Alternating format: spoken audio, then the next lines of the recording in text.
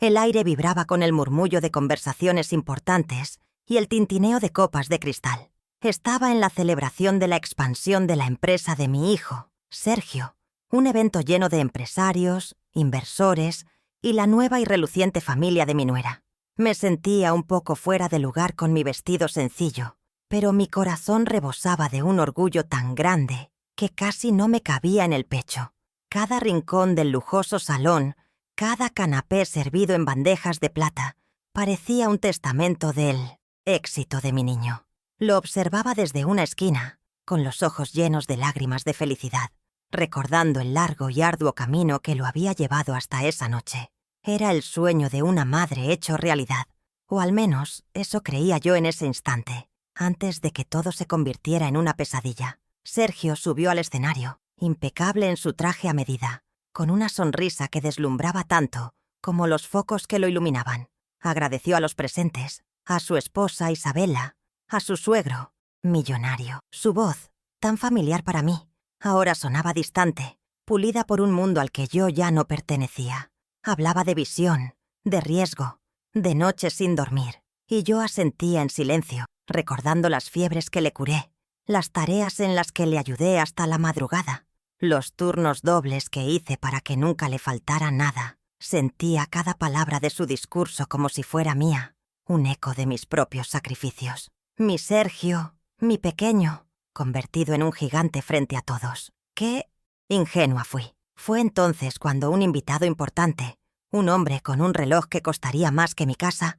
le hizo la pregunta fatídica. «Sergio, todos admiramos tu tenacidad, pero ¿quién fue tu verdadera inspiración? ¿Quién te enseñó a luchar así?» El silencio se apoderó del salón.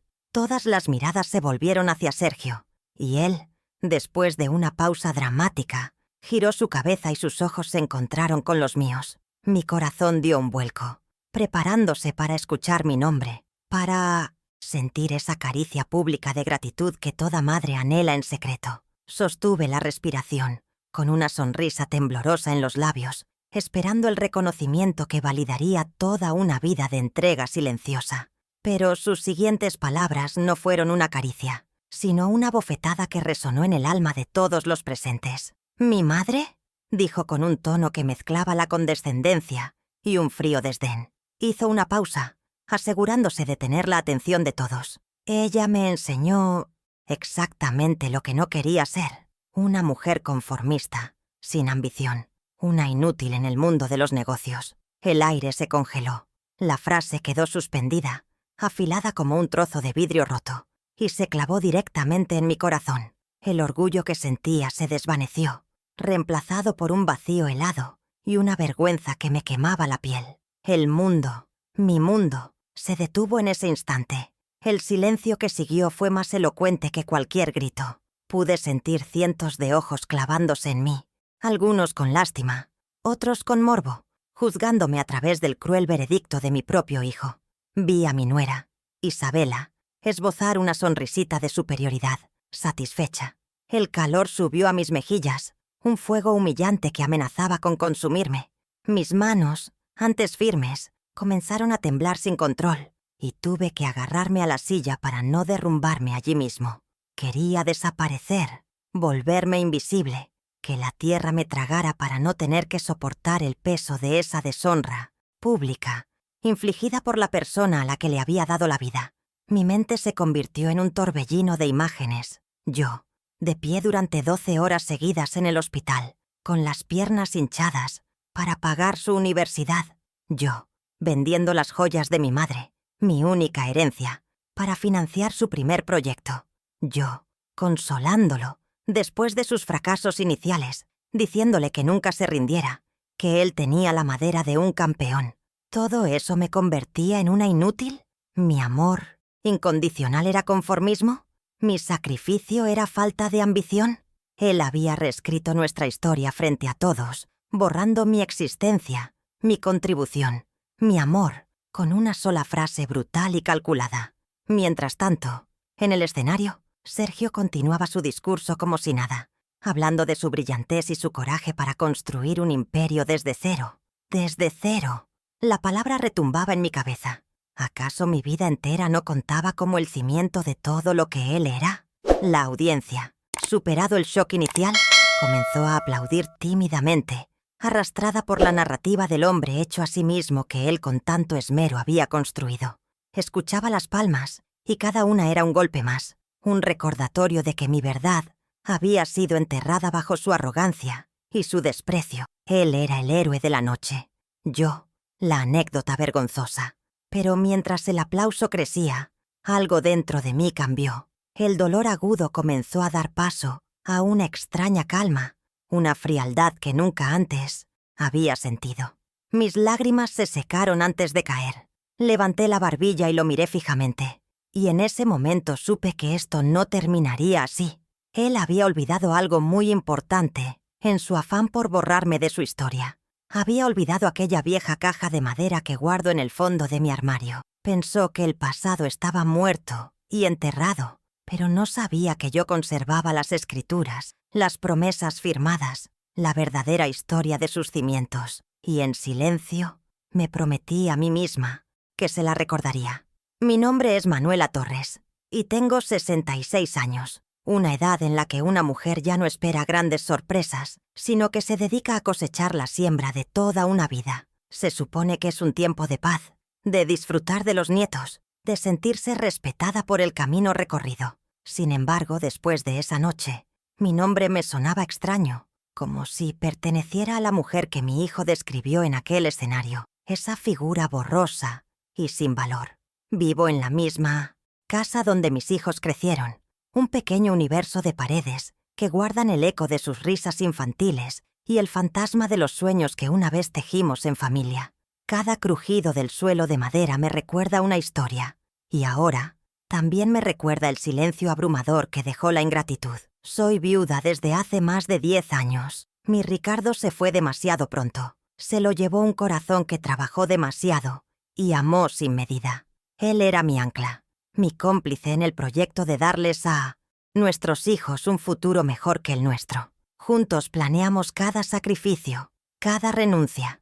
Desde que se fue, aprendí a convivir con su ausencia, a ser fuerte por los dos. Su retrato colgado en la sala es mi confidente en las noches de soledad. A menudo me pregunto qué me diría ahora, cómo me aconsejaría enfrentar esta tormenta. Estoy segura de que su voz, siempre serena pero firme, me diría que no agache la cabeza, que defienda nuestra historia, la que construimos juntos con tanto esfuerzo. Durante 35 años fui enfermera.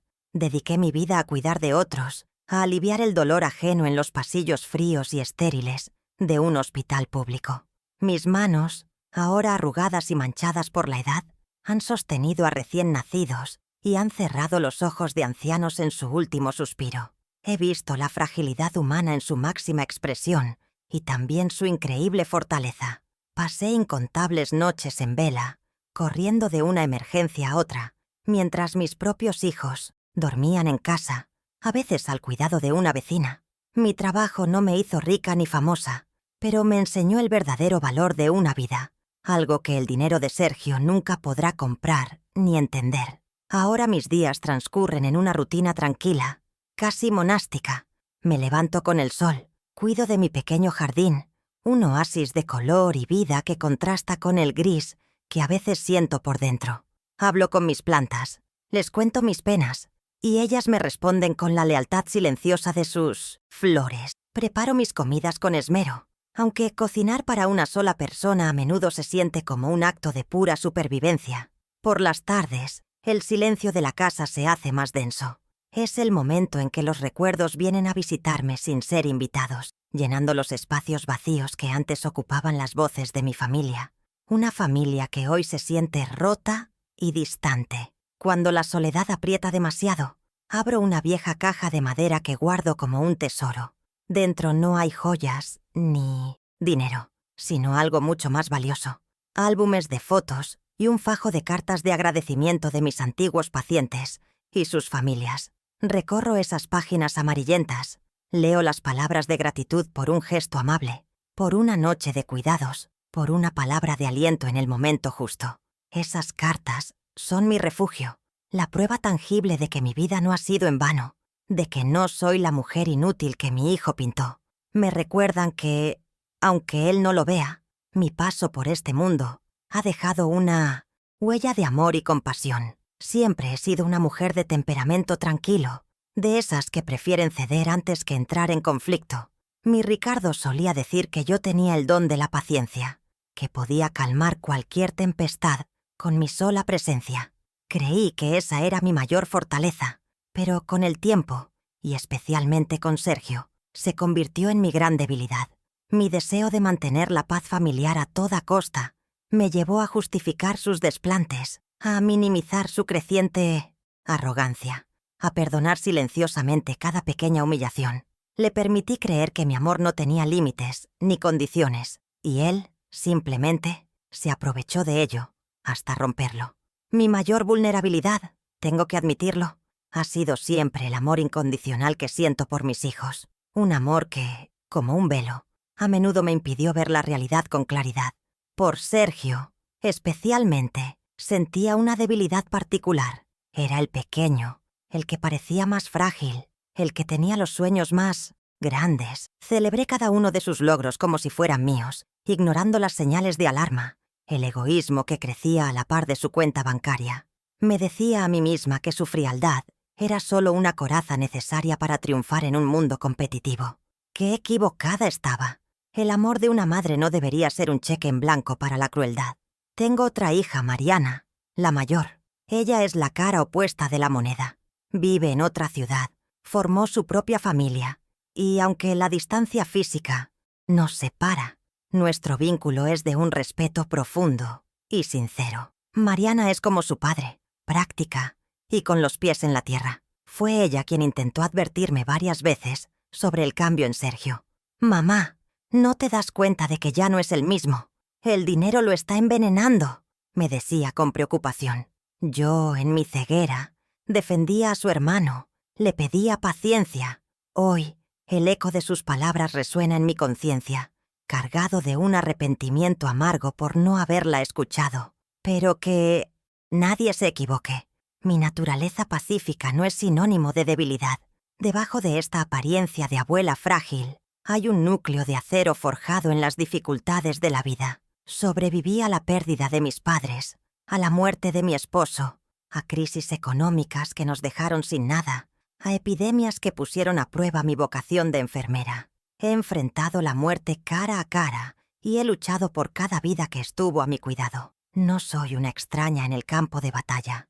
La diferencia es que siempre luché por otros. Ahora, por primera vez, ha llegado el momento de luchar por mí misma, por mi honor. Así que esa mujer que Sergio intentó aniquilar con sus palabras, esa inútil, conformista, está muy lejos de ser la verdad de lo que soy. Soy Manuela Torres, y mi historia no la escribe el desprecio de un hijo ingrato, sino las décadas de sacrificio silencioso, de amor entregado sin pedir nada a cambio.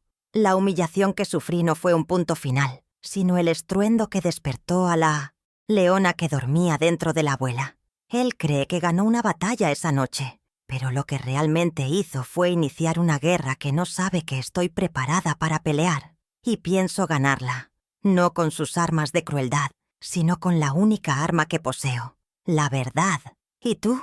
¿Qué habrías hecho en mi lugar? Cuéntamelo en los comentarios. Mi familia, lo que queda de ella, se reduce a mis dos hijos, Mariana y Sergio. Son tan distintos como el sol y la luna, aunque nacieron del mismo vientre y se criaron bajo el mismo techo. Mariana, mi primogénita, heredó la prudencia y el corazón compasivo de su padre. Siempre fue la protectora, la que cuidaba de su hermano pequeño, la que se aseguraba de que la justicia y el cariño prevalecieran en nuestros juegos infantiles. Sergio, en cambio, nació con una llama de ambición en los ojos. Desde niño quería más, soñaba con mundos lejanos y fortunas que nosotros apenas podíamos imaginar. Yo admiraba esa determinación, ese fuego interior, sin darme cuenta de que un fuego que no se controla puede terminar quemándolo todo, incluyendo sus propias raíces. Mariana vive ahora a cientos de kilómetros, con su esposo y mis dos nietos, a quienes veo menos de lo que me gustaría. Nuestra relación se nutre de llamadas telefónicas que se alargan hasta el anochecer, donde su voz se convierte en un bálsamo para mi alma. Ella es mi ancla a la cordura. A diferencia de mí, Mariana nunca se dejó deslumbrar por el éxito de su hermano. Siempre vio con claridad la oscuridad que crecía detrás de su brillante fachada. Sus advertencias que antes yo desoía por defender a Sergio, ahora son mi única guía. Mamá, tienes que ponerle un límite. No puedes seguir permitiendo que te trate como si fueras un estorbo en su vida. Me repite con una mezcla de amor y frustración. Y luego está Sergio, mi hijo, mi mayor orgullo, y ahora, mi más profunda herida, el antagonista de mi propia historia. No siempre fue así. Recuerdo a un niño cariñoso que me llenaba de dibujos y promesas de que un día me compraría un castillo. Pero ese niño se fue perdiendo en el laberinto del éxito. La ambición se transformó en codicia y el deseo de superación en una vergonzosa negación de sus orígenes. Ahora es un hombre que mide a las personas por el valor de su cuenta bancaria y que ve la humildad no como una virtud, sino como una enfermedad contagiosa de la que necesita protegerse a toda costa. Se ha convertido en un extraño para mí, un hombre que lleva mi sangre pero no mis valores. La principal motivación de Sergio, aunque él nunca lo admitirá, es una inseguridad que lo carcome por dentro. Al casarse con Isabela, la hija de un magnate, entró en un círculo de poder y riqueza, donde siempre se ha sentido un impostor. Teme constantemente ser descubierto, ser señalado como el advenedizo que no pertenece a ese mundo. Por eso necesita con desesperación construir y defender su mito del hombre hecho a sí mismo. Un relato heroico donde no hay lugar para una madre, enfermera de un barrio obrero. Mi simple existencia es una amenaza para la frágil identidad que ha construido. Un recordatorio viviente de un pasado que se esfuerza por enterrar bajo capas de lujo y arrogancia. Isabela, su esposa, ha sido la arquitecta de gran parte de esta transformación. Es una mujer esculpida en hielo, para quien el estatus social lo es todo. Desde el primer día me miró con una mezcla de curiosidad antropológica y desdén. Recuerdo sus visitas a mi casa, donde paseaba la mirada por mis muebles modestos como si estuviera en un museo de antigüedades pobres. Sus comentarios siempre eran sutilmente venenosos, disfrazados de consejos. Manuela, querida, deberías cambiar esas cortinas, se ven tan anticuadas. Ella fue quien le enseñó a Sergio a avergonzarse de mí, quien pulió sus modales y en el proceso le extirpó el corazón, convenciéndolo de que el afecto y la gratitud eran lastres para su ascenso social. La primera grieta profunda en nuestra relación apareció hace unos años, durante una cena en su mansión. Sergio había invitado a sus nuevos socios y a la familia de Isabela. Yo estaba nerviosa, pero feliz de que me incluyera. Durante la conversación, uno de los invitados me preguntó por mi trabajo. Antes de que pudiera responder, Sergio intervino con una risa forzada. Mi madre es una mujer muy simple. Dedicó su vida a los demás. Una santa, pero sin visión para los negocios. Sentí como la sangre se me helaba.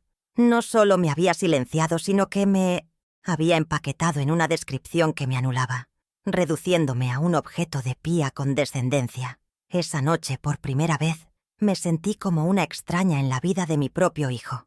Después de eso, las humillaciones se volvieron más frecuentes, aunque más privadas. El año pasado, para mi cumpleaños, esperaba su llamada todo el día. Nunca llegó. 3 días después, un mensajero me entregó un jarrón carísimo, sin una nota personal, solo la tarjeta de la tienda de lujo. Era un regalo que no decía «te quiero», sino «cumplo con mi obligación». En otra ocasión quise abrazar a mi nieto, su hijo, y Sergio me detuvo bruscamente diciendo «Mamá, por favor, tus manos están llenas de tierra del jardín». Cada uno de estos gestos fue un ladrillo más en el muro que construyó entre nosotros, un muro diseñado para mantenerme alejada y oculta de su nueva y resplandeciente vida. Así, nuestra relación no se rompió de golpe. Fue una muerte lenta, un desangramiento gradual de amor y respeto. Fui relegada poco a poco al cuarto oscuro de sus recuerdos vergonzosos. Cada llamada no devuelta, cada visita cancelada a última hora, cada gesto de impaciencia Era una pala de tierra sobre el ataúd de nuestro vínculo. La humillación pública en su fiesta no fue un acto impulsivo como algunos pudieron pensar. Fue la ceremonia final, la declaración pública y deliberada de que yo, su madre, ya no existía para él. Creyó que con esas palabras me había enterrado para siempre, sin saber que solo había logrado despertar a la única persona que conoce la verdad sobre la que se asienta su trono de mentiras. La gente habla del sacrificio como si fuera una carga terrible, un peso insoportable, pero para una madre, la palabra tiene un significado distinto. Durante décadas, cada renuncia, cada hora de sueño perdida, cada peso ahorrado con esfuerzo, no se sentía como un sacrificio, sino como un acto de amor, una inversión en el futuro de mis hijos. Era el combustible que me mantenía en pie. Ahora, sin embargo, en el silencio de mis días, esa palabra ha recuperado su significado original. Siento el peso de cada decisión, de cada pedazo de mí que entregué, y me pregunto si la balanza de la vida se equivocó al pesar lo que di y lo que finalmente recibí a cambio, que fue una humillación pública y un corazón roto. Mi cuerpo es un mapa de esas décadas de esfuerzo. Mis piernas, a menudo hinchadas, recuerdan los turnos de 12, a veces 16 horas, recorriendo los pasillos interminables del Seattle Hospital. Mi espalda, con su dolor crónico, es el recuerdo de haber levantado pacientes, de haberme inclinado sobre las camas para dar consuelo, de haberme dormido sentada en una silla por puro agotamiento. Trabajaba en un hospital público, un lugar donde la necesidad siempre superaba a los recursos, donde cada día era una batalla contra la enfermedad y la burocracia. Y yo luchaba esa batalla con uñas y dientes, no solo por mis pacientes, sino porque cada hora extra significaba un libro más para mis hijos, un par de zapatos nuevos, una preocupación menos para ellos. Pero el desgaste no era solo físico. Llegaba a casa con el alma cargada de las tragedias ajenas, con el eco de los llantos y el olor a desinfectante impregnado en mi piel. Había visto a familias romperse por una mala noticia y a otras unirse en la esperanza. Y a pesar de ese peso, cruzaba la puerta y me transformaba. Dejaba a la enfermera exhausta en el felpudo y me convertía en mamá. Tenía que encontrar la energía para revisar las tareas de Mariana, para escuchar los sueños grandilocuentes de Sergio, para ser el pilar sereno y fuerte sobre el que ellos pudieran construir sus vidas, sin sospechar jamás que ese pilar, a veces, sentía que iba a derrumbarse. Cuando mi Ricardo murió, la carga financiera se volvió abrumadora. Una sola pensión y mi sueldo de enfermera para mantener un hogar y 2 adolescentes. Me convertí en una experta en estirar el dinero, en hacer milagros con lo poco que teníamos. Dejé de comprarme ropa. Mi única salida era un café con alguna colega una vez al mes. Aprendí a remendar y a reciclar todo. Muchas noches cené solo un té con pan, para que a ellos nunca les faltara un plato de comida caliente sobre la mesa. No me importaba ver sus rostros satisfechos, saber que no sentían la precariedad que nos rodeaba, era mi mayor recompensa. Creía que estaba construyendo buenos hombres y mujeres, no solo futuros profesionales. El mayor sacrificio de todos, el que me despojó de mi pasado y comprometió mi futuro, fue la venta del pequeño apartamento que mis padres me habían dejado en herencia. No era lujoso, pero era mi único patrimonio, mi red de seguridad. Era el lugar donde pasé mi infancia. Cada rincón guardaba un recuerdo de mi madre cocinando o de mi padre leyéndome cuentos. Venderlo fue como arrancar una parte de mi historia. Recuerdo firmar los papeles con la mano temblorosa y un nudo en la garganta, sintiendo que me estaba despidiendo no solo de un montón de ladrillos, sino de los últimos fantasmas protectores de mi propia niñez. Y lo hice por él, por Sergio. Fue él quien me convenció, con sus ojos brillantes de ambición, de que necesitaba ese dinero para pagar su matrícula en una de las mejores universidades de administración de empresas del país. Me dijo que era el único camino para romper el ciclo de la escasez en nuestra familia, que esa educación era la llave que nos abriría todas las puertas. Me aseguró que era una inversión, no un gasto, y que me lo devolvería con creces. Le creí, ¿Cómo no creerle a tu propio hijo cuando te promete un futuro mejor? Cuando ves en él el reflejo de tus propios sueños frustrados. Todavía puedo escuchar su voz en mi sala, apasionada, convincente. Mamá, confía en mí. Con este título voy a construir un imperio. Nunca más tendrás que preocuparte por el dinero. Te compraré una casa con un jardín más grande. Viajarás por el mundo. Solo necesito este empujón, este primer paso. Dibujó un futuro tan brillante que me cegó. La esperanza de verlo triunfar, de que alcanzara las estrellas que yo solo podía mirar desde abajo, fue más fuerte que mi miedo a quedarme sin nada. Le entregué el dinero de la venta, todo, sin quedarme con un solo centavo para mí. Puse mi seguridad en sus manos. El contraste de nuestras vidas en los años siguientes fue brutal. Mientras él estudiaba teorías de mercado y estrategias de inversión en aulas con aire acondicionado, yo doblaba turnos en el ala de urgencias, lidiando con el caos, el sudor y la sangre. Mientras él asistía a fiestas y construía una red de contactos que lo catapultaría al éxito, yo contaba las monedas para llegar a fin de mes. Su futuro se estaba construyendo sobre la demolición de mi presente. Cada examen que él aprobaba, cada felicitación que recibía de sus profesores, era una victoria pagada con mis noches de insomnio y mi cuerpo cada vez más cansado. Y no fue solo el dinero.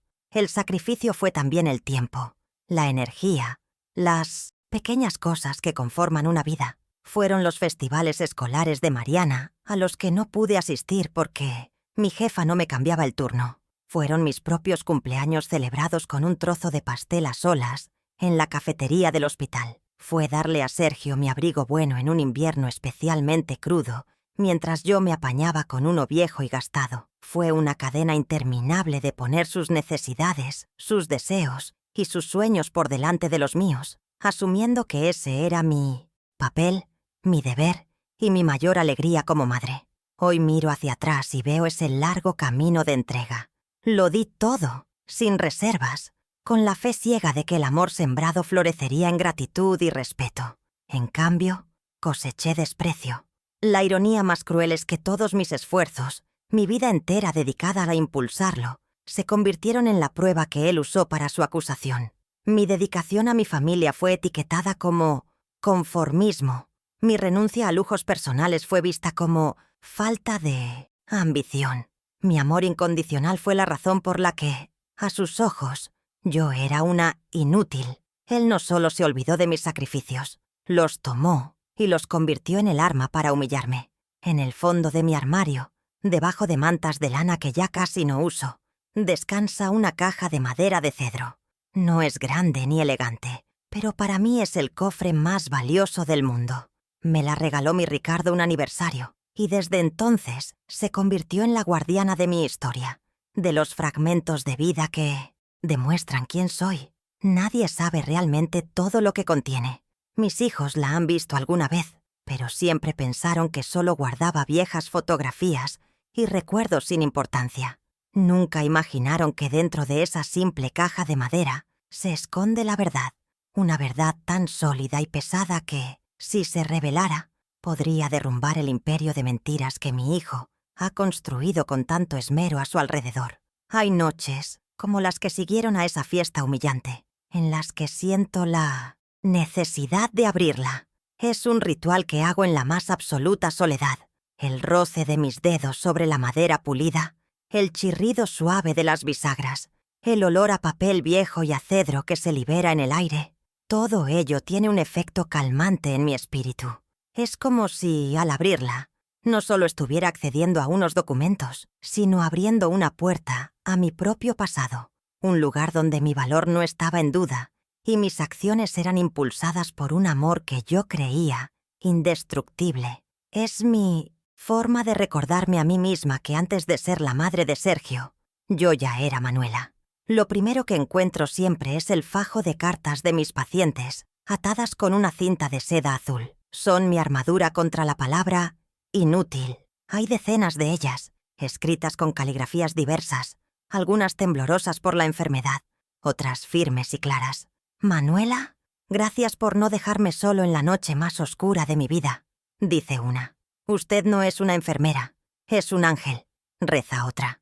Cada frase es un bálsamo, un testimonio de que mi vida sí tuvo un propósito, que mi falta de ambición consistió en ambicionar algo que el dinero no puede comprar, aliviar el sufrimiento ajeno. Estas cartas son la prueba de que mi trabajo, mi vida, sí importó. Más al fondo, debajo de las cartas, reposa un documento oficial, doblado en 4, con el papel ya amarillento por el paso del tiempo. Es la escritura de la venta del apartamento de mis padres.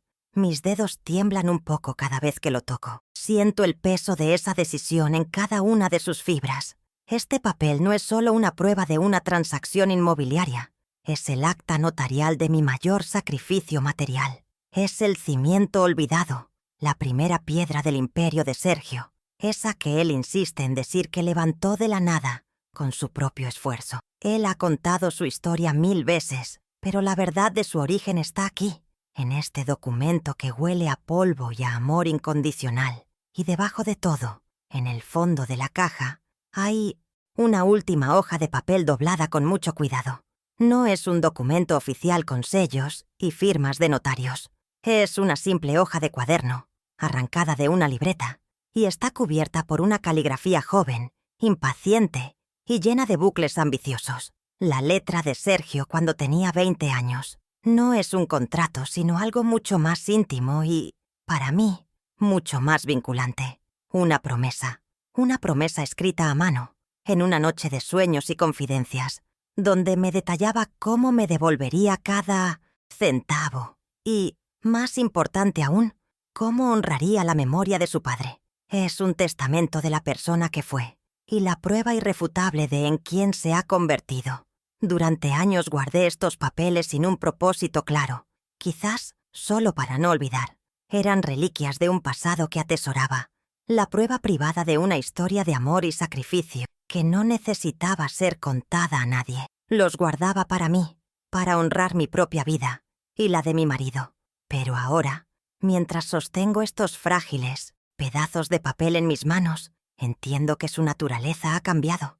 Ya no son solo recuerdos, son evidencia, son la voz de la verdad que ha sido silenciada durante demasiado tiempo.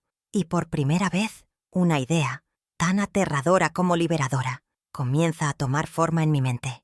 Quizás ha llegado la hora de que estos papeles dejen la oscuridad de esta caja y salgan a la luz. Un par de días después de la fiesta, cuando el eco de sus palabras aún taladraba mi cabeza, Sergio me llamó. Una parte ingenua de mí albergó la fugaz esperanza de una disculpa, de un arrepentimiento. ¡Qué tonta fui! Su voz era fría, cortante, y no había en ella ni un ápice de remordimiento. «Mamá, necesito que dejes de montar un drama», me espetó sin preámbulos. «Tu cara de funeral en mi fiesta fue un espectáculo bochornoso. Pusiste a todo el mundo incómodo. Tienes que empezar a entender cuál es tu lugar en mi nueva vida. No hagas las cosas más difíciles para ambos». No era una disculpa, era una orden, una advertencia. Me culpaba a mí por la herida que él me había infligido.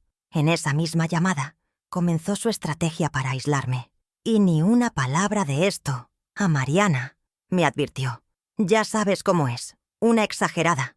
No entiende las presiones a las que estoy sometido, el tipo de imagen que debo proyectar. Solo se pondría a hacer un escándalo y empeoraría las cosas para todos». Fue una manipulación tan sutil y a la vez tan perversa. Usó mi amor por mi hija y mi deseo de protegerla para tejer una red de silencio a mi alrededor.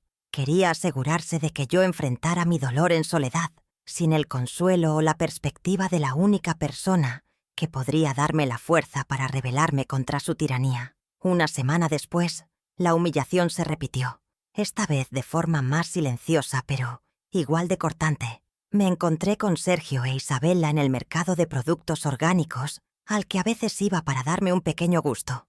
Nuestros carritos casi chocaron en el pasillo de las frutas. Por un instante, sus ojos se encontraron con los míos. Vi pánico en su mirada.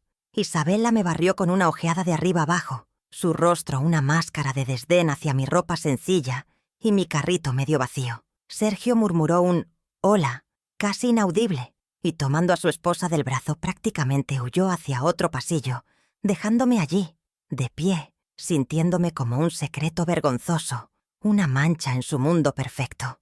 El siguiente ataque fue a mi estabilidad. Durante el último año, Sergio me había estado depositando una pequeña cantidad mensual. Yo nunca se la pedí, pero él insistió, diciendo que era su deber como hijo. Era una forma, ahora me doy cuenta, de controlar mi vida. A principios del mes siguiente a la fiesta, el dinero no llegó. Esperé unos días, pensando que era un retraso. Finalmente, con el corazón en un puño, llamé a su oficina. Su asistente, una joven con voz metálica, me trató con una frialdad protocolaria y me informó que el señor Sergio está reestructurando sus finanzas personales y ha suspendido todos los gastos no esenciales. El mensaje era claro. Yo era un gasto no esencial. El estrés comenzó a pasarme factura. Las noches se convirtieron en un suplicio de insomnio, dando vueltas en la cama, mientras las palabras de mi hijo resonaban en la oscuridad. Durante el día, una ansiedad constante se instaló en mi pecho. En un momento de debilidad, lo llamé, no para reclamarle el dinero, sino con la esperanza de encontrar un vestigio del hijo que una vez se preocupó por mí. Le conté que no me sentía bien, que el médico me había dicho que era estrés. Su respuesta fue un témpano de hielo. «Mamá, siempre estás dramatizando. Búscate un pasatiempo. Inscríbete en un curso de algo. No puedes llamarme para contarme cada achaque imaginario». Poco después, tuvo lugar el bautizo del hijo de una prima, un evento que reunía a toda la familia. Abrigué la tonta esperanza de que en un entorno familiar, Sergio se comportaría de manera diferente. Me equivoqué. Él y Isabela llegaron tarde, saludaron a la distancia y se instalaron en una mesa lo más alejada posible de la mía. Durante toda la celebración, evitó mi mirada, y si yo me acercaba a un grupo donde él estaba, buscaba una excusa para marcharse.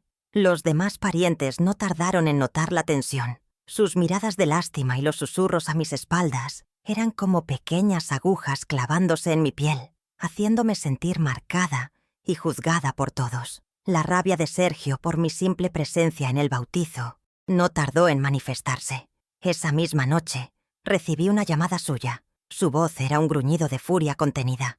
«Me ha llamado la tía Carmen para decirme que te pasaste toda la fiesta con cara de víctima. ¿Qué es lo que pretendes, mamá? ¿Poner a toda la familia en mi contra?», me gritó. «Te lo advierto, si continúas con este jueguito de mártir para manchar mi imagen, voy a tener que tomar medidas más drásticas para proteger a mi familia. No me provoques». La amenaza, aunque vaga, me heló la sangre. Ya no solo me despreciaba, ahora me veía como una enemiga a la que había que neutralizar. Al día siguiente fue Isabel la quien llamó. Su tono era meloso, falsamente compasivo, lo que lo hacía aún más cruel. «Manuela, querida, te llamo porque Sergio está muy preocupado por ti», empezó mintiendo. «Creemos que la soledad no te está haciendo bien. He estado investigando y hay unas residencias para personas mayores encantadoras, con muchas actividades, donde estarías con gente de tu clase. ¿Entiendes? Podrías hacer amigas y estarías cuidada». Era la oferta más brutal que había recibido en mi vida. Una invitación educada para que desapareciera, para que me autoexiliara de sus vidas y dejara de ser un problema. Me estaban desterrando con una sonrisa. La ofensiva continuó en el ámbito público. Un periódico local, de esos que se reparten gratuitamente, publicó un artículo de 2 páginas sobre Sergio, el héroe empresarial de la ciudad. Leí con náuseas cómo el periodista describía sus orígenes humildes, como una anécdota romántica. El artículo mencionaba a sus padres, a mi Ricardo y a mí, como personas sencillas que, aunque sin su visión de mundo, siempre lo apoyaron desde la distancia.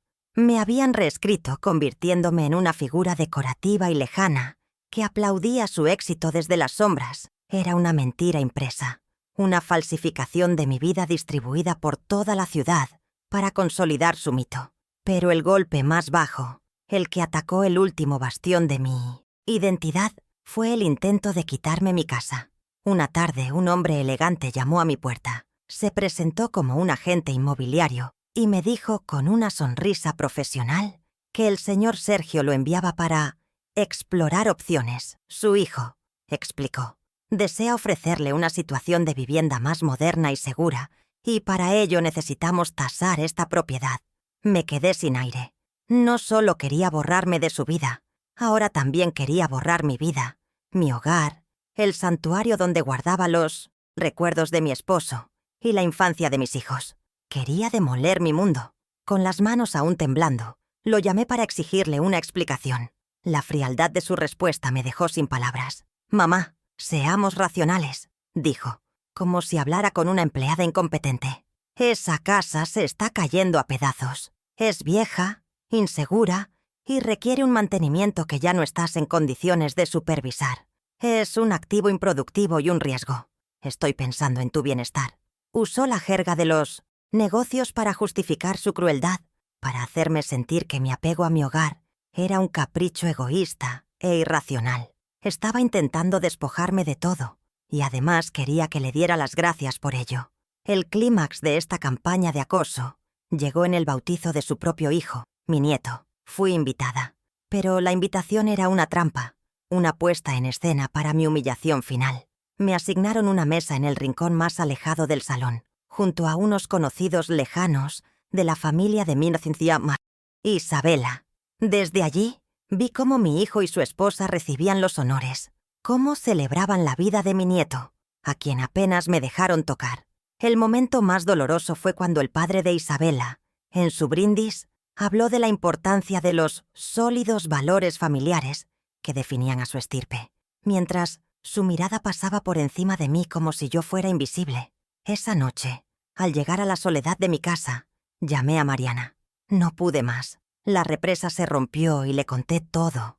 Cada humillación, cada amenaza, desde la fiesta hasta el agente inmobiliario. Su silencio al otro lado de la línea fue seguido por un grito de rabia e incredulidad. «Voy a llamar a ese desgraciado ahora mismo, mamá. Esto no se va a quedar así». Por primera vez en semanas, no me sentí sola. El apoyo incondicional de mi hija fue como un vendaje en mi alma herida, una chispa de luz en la más profunda oscuridad. Su indignación validó mi dolor y me dio el permiso que no sabía que necesitaba para dejar de llorar y empezar a luchar. Después de colgar con Mariana, me miré en el espejo del recibidor. Vi a una mujer que no reconocía del todo. Tenía los ojos hundidos, el rostro surcado por una tristeza profunda y la postura encorvada por el peso de la humillación. Comprendí en ese instante que Sergio no se detendría. Seguiría despojándome de todo, de mi dignidad, de mi hogar, de mis recuerdos, hasta que no quedara nada de mí. Y supe, con una certeza aterradora y lúcida, que esto ya no era una cuestión de orgullo herido, era una cuestión de supervivencia. Tenía que actuar, no por venganza, sino para salvarme. Aquella noche, después de mirarme en el espejo, algo se rompió dentro de mí, o quizás algo se soldó. No hubo un estallido de rabia ni un mar de lágrimas. Fue todo lo contrario. Una calma helada, una lucidez aterradora se apoderó de mí. El dolor seguía ahí, pero había dejado de ser una bruma que me paralizaba para convertirse en un diamante, duro y afilado. Comprendí que suplicar, por amor, esperar un gesto de respeto de Sergio, era como pedirle agua a una roca en el desierto. Ya no quedaba nada que rescatar de la imagen idealizada que tenía de mi hijo. El niño que yo había criado estaba muerto, y el hombre que ocupaba su lugar era un extraño, un adversario. Y a un adversario no se le implora, se le combate. Con esa nueva y fría determinación, caminé hacia mi armario y saqué la caja de madera. Esta vez no la abrí buscando consuelo en el pasado. La abrí como un general. Abre un mapa antes de la batalla. Saqué los documentos uno por uno y los extendí sobre la mesa de la cocina, bajo la luz cruda de la bombilla. La escritura de la venta del apartamento, las cartas de mis pacientes y, al final, la promesa escrita a mano por Sergio. Ya no los veía como reliquias de un amor perdido, sino como lo que eran: pruebas, evidencia irrefutable, armas. Cada papel era un soldado en el ejército silencioso que estaba a punto de reclutar para luchar por mi dignidad. Mirando esos papeles, me despedí en silencio de la mujer que había sido toda mi vida, la Manuela conciliadora, la que cedía para mantener la paz, la que creía que el amor lo podía todo. Esa mujer no podría ganar esta guerra. Tuve que enterrarla esa noche, junto a la esperanza de recuperar a mi hijo. Fue un duelo extraño. Llorar la pérdida de mi propia ingenuidad. Acepté la dura verdad. Estaba sola en esto, y el único camino que me quedaba no era hacia atrás, intentando reconstruir puentes quemados, sino hacia adelante, a través de un territorio desconocido y hostil que yo misma tendría que navegar y conquistar. El plan comenzó a gestarse en mi mente, no como una idea concreta, sino como una intuición. Un enfrentamiento directo con Sergio era inútil. Él era un maestro de la manipulación y negaría todo, haciéndome pasar por una anciana senil y rencorosa. Un juicio en los tribunales sería un circo mediático, largo y costoso, que destrozaría públicamente los restos de nuestra familia. No, la respuesta tenía que ser diferente. Tenía que ser en sus términos, en su mundo. Si él había usado un escenario público para humillarme, yo usaría un escenario público para revelar la verdad. Tenía que devolverle el golpe no con la misma moneda de crueldad, sino con el peso aplastante de la verdad. Pero no podía hacerlo sola. Necesitaba un consejero, alguien con la sabiduría y la discreción para guiarme. Y entonces, un nombre vino a mi mente, claro como el agua. Ramiro, el señor Ramiro, un abogado, jubilado que había sido el mejor amigo de mi Ricardo. Un hombre de la vieja escuela, de esos cuya palabra valía más que un contrato. Él nos conocía desde antes del dinero. Había visto a mis hijos crecer. No me juzgaría, no me vería con lástima. Él entendería que no se trataba de una simple disputa familiar, sino de una profunda injusticia. Ramiro sería mi estratega, mi primer y más leal aliado en esta batalla silenciosa. Con el corazón latiéndome con una fuerza que no sentía en años, busqué su número en mi vieja agenda de contactos. El peso del teléfono en mi mano era el peso de la primera decisión irrevocable, del primer paso en un camino sin retorno. Marqué los números con el dedo tembloroso, pero mi voz, cuando él contestó, sonó sorprendentemente firme. «Ramiro, soy Manuela, la viuda de Ricardo», le dije. «Disculpa que te moleste a estas horas, pero necesito tu consejo sobre un asunto familiar muy delicado. ¿Podríamos vernos?» Concertamos una cita para 2 días después. Al colgar, sentí una oleada de poder. Ya no estaba a la deriva. Acababa de tomar el timón. El resto de la noche lo dediqué a preparar mis armas. Fui a la pequeña papelería del barrio, a primera hora de la mañana siguiente, e hice fotocopias de todos los documentos, de la escritura, de la promesa de Sergio, incluso de un par de las cartas más elocuentes de mis pacientes. Al volver a casa, guardé los originales en su caja de madera, que escondí en un lugar diferente y más seguro. Las copias las metí en un sobre grande y lo guardé en mi bolso, listo para mi reunión con Ramiro. Era la primera vez en mi vida que actuaba como una estratega, anticipando los movimientos del adversario, protegiendo mis flancos. La enfermera se estaba convirtiendo en soldado. Mientras guardaba los papeles, reafirmé ante mi propia conciencia el propósito de esta lucha. Esto no era por venganza. La venganza es un veneno que consume a quien lo alberga, y yo ya había sufrido demasiado. Lo que yo buscaba era algo más limpio, más puro, justicia. Quería restaurar la verdad que mi hijo había intentado pisotear y borrar. Quería honrar la memoria de mi marido y los sacrificios que hicimos juntos. Y, sobre todo, quería recuperar esa parte de mí que Sergio había intentado aniquilar. Mi dignidad. No iba a destruir a mi hijo, pero tampoco iba a permitir que él me destruyera a mí. Iba a obligarlo a mirarse en el espejo de su propia historia.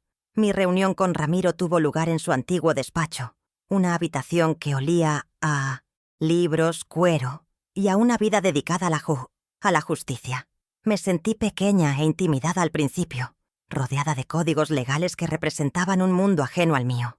Él, con sus ojos amables y su sonrisa serena, me sirvió un vaso de agua y me escuchó sin interrumpirme ni una sola vez. Comencé a relatar mi historia, desde la fiesta hasta la amenaza del agente inmobiliario. Mi voz, al principio un hilo tembloroso, fue ganando fuerza a medida que transformaba mi dolor en un relato coherente y fáctico. Por primera vez, no estaba contando mi pena, estaba exponiendo mi caso. El momento clave fue cuando deslicé el sobre con las fotocopias sobre su imponente escritorio de caoba. Observé su rostro mientras leía cada documento. Vi cómo su expresión pasaba de una amable preocupación a una seriedad absoluta. Sus cejas se fruncieron al leer la escritura de la venta, y cuando llegó a la nota manuscrita de Sergio, vi un destello de indignación en sus ojos. No dijo nada durante varios minutos. Simplemente al terminar, colocó las hojas en un montón ordenado, puso sus manos sobre ellas y me miró. «Manuela», dijo con una voz grave, «esto no es solo una canallada. Esto es una traición a la memoria de mi amigo. Sentir que alguien me creía, que validaba mi verdad, fue como un bálsamo en una herida abierta. Tienes mucho más que un derecho moral de tu lado», continuó Ramiro, su voz ahora cargada de una energía combativa. «Esa promesa, aunque sea manuscrita y no esté notariada, es un documento que demuestra una intención y una obligación claras. Moralmente, es un contrato inquebrantable». Luego se inclinó hacia adelante y me dijo las palabras que lo cambiaron todo. «Voy a ayudarte, Manuela, y no te costará ni un centavo. Lo haré por Ricardo, lo haré por la decencia, y lo haré porque no soporto a los matones, especialmente cuando se disfrazan de empresarios de éxito». En ese momento, dejé de ser una víctima solitaria.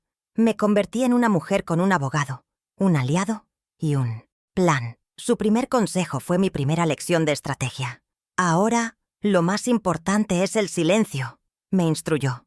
«No respondas a sus llamadas, no reacciones a sus provocaciones. Hazle creer que te ha vencido, que estás rota y resignada en tu rincón. La soberbia es su mayor debilidad y la usaremos en su contra». Me explicó que, mientras yo me mantenía en las sombras, él usaría sus viejos contactos para investigar. Necesitábamos saberlo todo. La salud financiera de su empresa, sus socios, sus posibles puntos débiles y, sobre todo, su agenda de eventos públicos. Íbamos a elegir el campo de batalla, no a dejar que él lo hiciera. Nuestro plan ya estaba en marcha. Ver la indignación de Ramiro en mi nombre me dio una fuerza que no sabía que tenía. Es increíble cómo un simple acto de apoyo, que alguien crea en ti, puede cambiarlo todo y devolverte las ganas de luchar. Si crees en el poder de la verdad y en la importancia de no rendirse, suscríbete y acompáñame en este camino para recuperar lo que es mío. Las siguientes semanas fueron una prueba de paciencia. Seguí el consejo de Ramiro al pie de la letra. Dejé que las llamadas de Sergio fueran al buzón de voz. Escuchaba sus mensajes, cada vez más impacientes, algunos incluso furiosos por mi silencio. Él esperaba que yo le suplicara, que llorara, que le hiciera una escena. Mi silencio lo desconcertaba. No saber lo que yo pensaba o sentía le quitaba el control, y un hombre como Sergio no puede vivir sin sentir que tiene el control absoluto de todo y de todos. Cada día que pasaba sin darle la reacción que él esperaba, sentía que ganaba una pequeña batalla psicológica, que el equilibrio de poder, muy lentamente, comenzaba a cambiar a mi favor. Una tarde sonó el teléfono. Era Ramiro. Su voz sonaba calmada, pero con un matiz de emoción contenida. «Manuela, lo tenemos», me dijo. Había descubierto, a través de un contacto en la Cámara de Comercio, que Sergio iba a recibir el premio al Empresario del Año.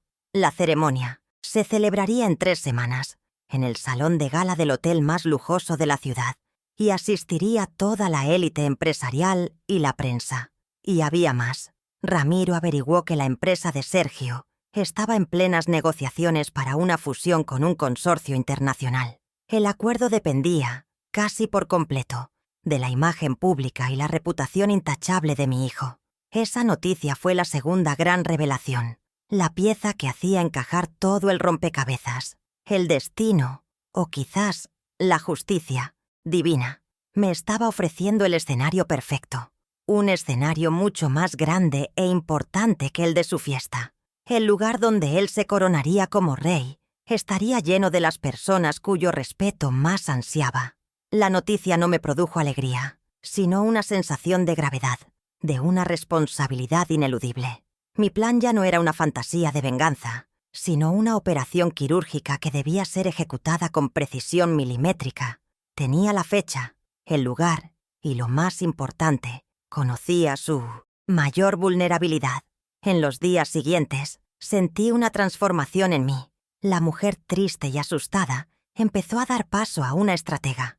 Leía el periódico, buscaba noticias sobre la empresa de Sergio, estudiaba los nombres de sus socios. Por las noches, en lugar de dar vueltas en la cama, repasaba mentalmente lo que diría, puliendo cada palabra, buscando el tono exacto, no el de una víctima, sino el de una portadora de la verdad. Fui a una tienda en el centro y con parte de mis ahorros me compré un vestido sencillo pero elegante, de un color azul oscuro. No era un vestido para una fiesta, era mi uniforme para la batalla que se avecinaba. Una mañana, mientras regaba mis geranios, el teléfono volvió a sonar. Era el agente inmobiliario, con un tono mucho más insistente. «Señora Torres, el señor Sergio está esperando una decisión. Necesitamos programar la tasación». Escuché mi propia voz, serena pero tan firme como el acero.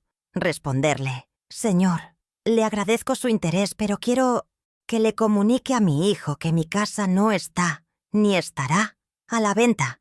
Le ruego que no vuelva a llamarme». Hubo un silencio de estupefacción al otro lado de la línea, antes de que balbuceara un «de acuerdo», colgar el teléfono y sentir que había defendido mi territorio, por pequeña que fuera esa victoria, me llenó de un poder inmenso. La semana previa a la gala, Ramiro y yo ultimamos los detalles. Con una astucia increíble, había conseguido que la organización del evento incluyera un punto en el programa justo después del discurso de agradecimiento de Sergio. Figuraba discretamente como un homenaje sorpresa de la familia. Nadie sospecharía nada. Ramiro me acompañaría, no como abogado, sino como un viejo amigo de la familia. Todo estaba listo. El corazón me latía con fuerza, una mezcla de miedo y una resolución inquebrantable. La confrontación era inevitable, pero ahora yo no era la que iba a ser emboscada. Yo era la que había preparado el terreno. El salón de baile del hotel era un mar de opulencia. Candelabros de cristal derramaban una luz dorada sobre mesas vestidas de lino blanco, donde la élite de la ciudad brindaba con champán. Ramiro y yo estábamos sentados en una mesa discreta en el lateral. Yo, una pequeña isla de tela azul oscuro, en un océano de smokines y vestidos de diseñador. Por fuera, parecía serena, pero por dentro, mi corazón libraba su propia batalla. Observaba a Sergio, sentado en la mesa de honor, bañado por la luz de los focos, sonriendo, recibiendo felicitaciones.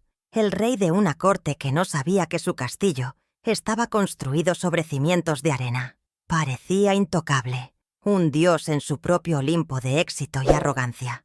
Llegó el momento culminante de la noche.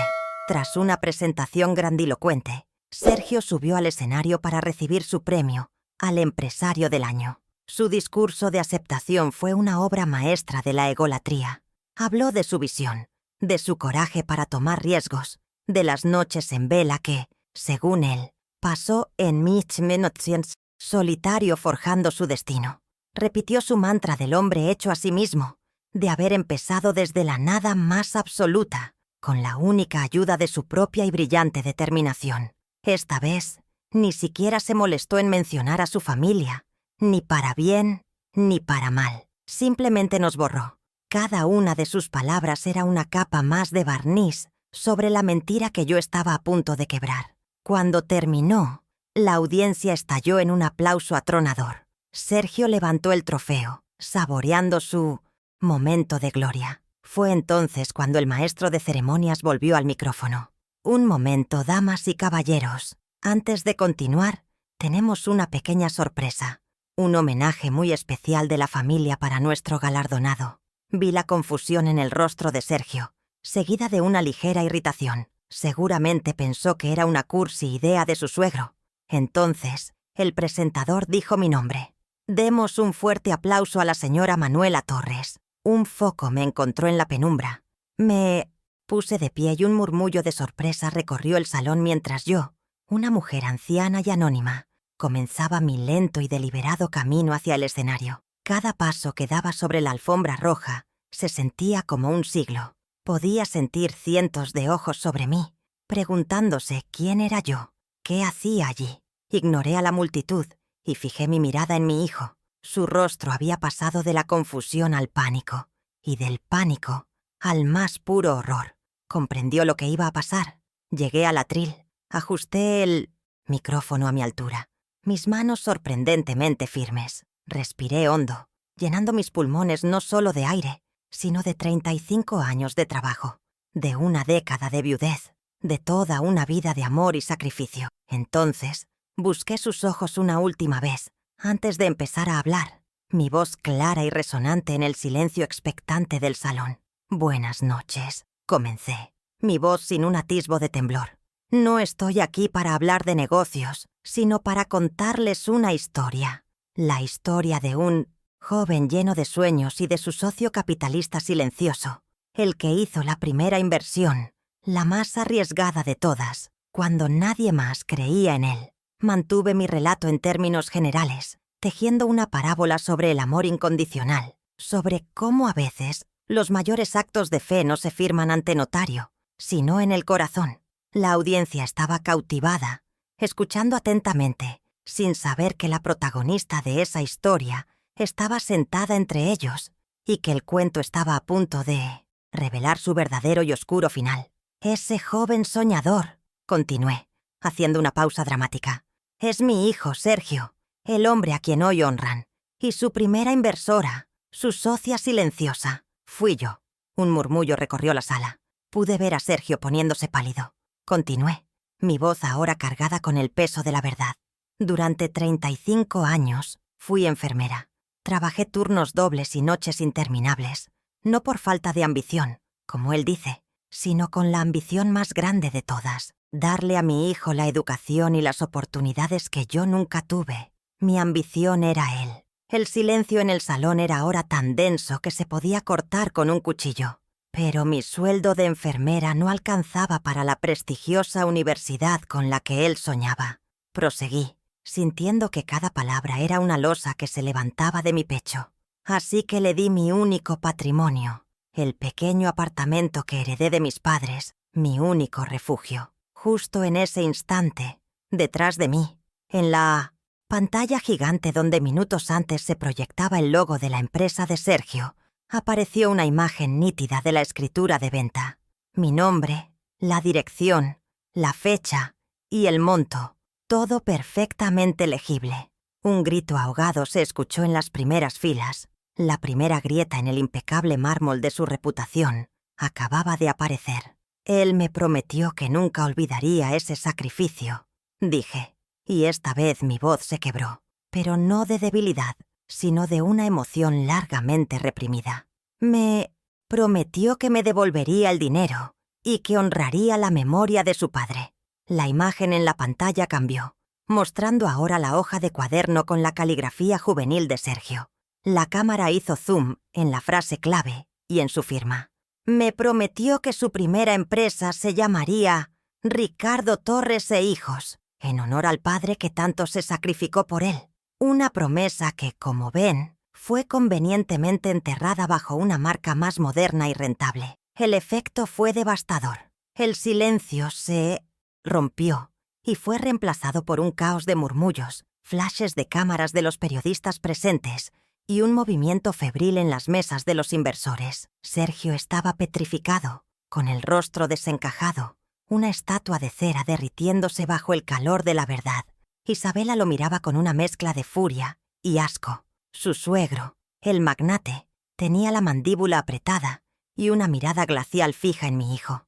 El mundo que Sergio había construido con tanto cuidado, su imagen, su reputación, su futuro, se estaba desmoronando en directo, frente a las mismas personas a las que tan desesperadamente había querido impresionar. Dejé que el caos reinara por un momento antes de dar mi golpe final. Bajé la voz, obligando a todos a inclinarse para escucharme. No he venido a pedir dinero. Mi dignidad no tiene precio. Tampoco he venido por venganza. He venido a reclamar mi historia y a dejarles una lección. El mayor activo de una persona no es su cuenta bancaria, sino su gratitud. Y la mayor bancarrota es la del alma que olvida a quienes pusieron las primeras piedras de su imperio. Dejé el micrófono suavemente sobre el atril y sin volver a mirar a mi hijo, di media vuelta y abandoné el escenario, dejando tras de mí un silencio más atronador que cualquier aplauso que Sergio hubiera recibido esa noche. Salí del hotel apoyada en el brazo de Ramiro, sin mirar atrás. No necesité ver el rostro de Sergio, ni la reacción de los invitados para saber que mi obra estaba completa. El aire frío de la noche me recibió como una caricia, limpiando el ambiente cargado de lujo y mentiras que dejaba a mis espaldas. No sentía euforia, ni un ápice de alegría vengativa. Lo que sentía era una paz sombría, una calma pesada, como la que siente un soldado cuando la batalla ha terminado y el silencio vuelve al campo. La guerra por mi dignidad había concluido, y aunque dejaba heridos, yo, por fin, podía volver a casa, a mi verdadero hogar, a mi verdadera vida. Había cerrado el capítulo más doloroso de mi existencia. Las consecuencias para Sergio fueron inmediatas y devastadoras, como una reacción en cadena. A la mañana siguiente, Ramiro me llamó para informarme de las primeras noticias. El consorcio internacional, cuya inversión era vital para la expansión de la empresa, había emitido un comunicado anunciando la suspensión indefinida de las negociaciones, citando preocupaciones sobre el liderazgo ético y la integridad personal del director general. La noticia corrió como la pólvora en los círculos financieros. El hombre del año se había convertido en el paria del día. Su primera gran pérdida no fue de dinero, sino de lo que él más valoraba: la credibilidad. El colapso personal no tardó en seguir al profesional. Su suegro, un hombre cuya obsesión por el buen nombre de su familia era legendaria, le retiró su apoyo de forma pública y humillante. Y luego Isabela, mi nuera, la mujer que lo había empujado a despreciar sus raíces, lo abandonó, incapaz de soportar el escándalo, y la caída en desgracia, hizo las maletas y se fue a casa de su padre, llevándose a mi nieto con ella. En menos de 48 horas, Sergio había perdido su imperio, su reputación, su esposa y a su hijo. El castillo que construyó sobre mi sacrificio se había derrumbado, dejándolo solo entre las ruinas de su propia ambición. Mientras su mundo se desmoronaba, el mío, curiosamente, florecía. En mi barrio, me convertí en una especie de heroína silenciosa. La gente que antes me saludaba con una inclinación de cabeza ahora se detenía a conversar, a expresarme su admiración. «¡Qué mujer valiente, Manuela!», me decían en el mercado. Empecé a recibir flores y cartas de desconocidos, mujeres en su mayoría, que habían visto mi historia en las noticias y se sentían inspiradas por mi coraje. Lejos de sentirme expuesta, me sentí vista, reconocida, validada. Mi vida sencilla había dejado de ser invisible y se había convertido para muchos en un símbolo de la fuerza y la dignidad que no se rinden. Mi transformación interna fue la consecuencia más profunda y sanadora. La ansiedad que me oprimía el pecho desapareció, reemplazada por una serenidad que no sentía en años. Volví a dormir noches enteras, sin pesadillas. Mi jardín se convirtió de nuevo en mi refugio de paz, no en una huida de la tristeza. Me sentía más ligera, como si me hubiera quitado un peso de encima que ni siquiera sabía que cargaba.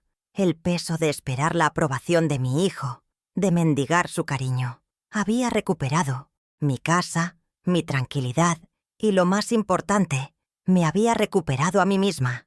Ya no era la madre de, era simplemente Manuela, y eso, por fin, era suficiente. Sergio, por supuesto, intentó contactarme. Primero fueron llamadas furiosas, mensajes de voz llenos de insultos y acusaciones, culpándome de haber arruinado su vida. Luego, a medida que su soledad y desesperación crecían, el tono cambió. Sus mensajes se volvieron súplicas lastimeras, rogándome que hablara con la prensa, que dijera que todo había sido un malentendido, que lo salvara.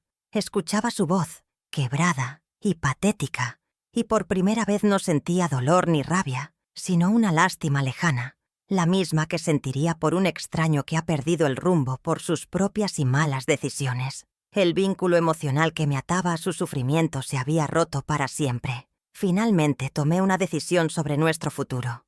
No habría un encuentro, al menos no por ahora. Mariana, mi hija, actuó como puente. A través de ella, le hice saber mis condiciones. no para una reconciliación, sino para un posible y lejano perdón. Primero, debía emitir una disculpa pública, no a sus inversores, sino a mí y a la memoria de su padre. Segundo, debía iniciar los trámites legales para cambiar el nombre de lo que quedara de su empresa, para cumplir la promesa que me hizo. Y tercero, debía buscar ayuda profesional para entender la raíz de su crueldad. Era un camino largo y arduo hacia la redención, un camino que él tendría que recorrer completamente solo. Y así, mi vida encontró un nuevo equilibrio. Mi relación con Mariana se hizo más fuerte y profunda que nunca. Mis nietos vinieron a pasar unas semanas conmigo y llenaron la casa de risas, borrando los últimos fantasmas de la tristeza. No necesito la riqueza de Sergio. Nunca la necesité. He perdido un hijo, es cierto, la versión de él que yo amaba. Pero en el proceso me he encontrado a mí misma, he reafirmado mi valor y he aprendido que la verdadera paz no consiste en tener una familia perfecta, sino en ser fiel a tu propia verdad, a tu propia historia. No es un final de cuento de hadas, pero es un final justo. Y para mí, es un nuevo y maravilloso comienzo. Al final de este largo y doloroso camino, he llegado a comprender la verdadera naturaleza de la riqueza y la pobreza.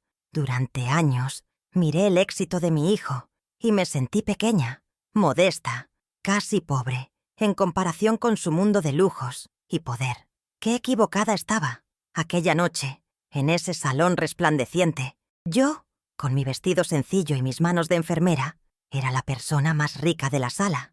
Porque mi riqueza no se mide en acciones de bolsa ni en propiedades, sino en una conciencia tranquila, en el amor genuino de mi hija y en el respeto que me he ganado a mí misma. Sergio, rodeado de su fortuna, era el más indigente de todos, un mendigo de integridad, un pobre de espíritu. He aprendido también que la gratitud no es simplemente una cuestión de buenos modales, como decir gracias al recibir un regalo. La gratitud es el cimiento invisible sobre el que se construye una vida honorable. Es el reconocimiento de que nadie se hace a sí mismo desde la nada, de que todos somos el resultado de los sacrificios, el amor y el esfuerzo de otros. Mi hijo, en su afán por ser el arquitecto único de su destino, dinamitó sus propios cimientos. Construyó un rascacielos impresionante, sí, pero lo hizo sobre la arena de la ingratitud, y por eso, ante el primer soplo de la verdad,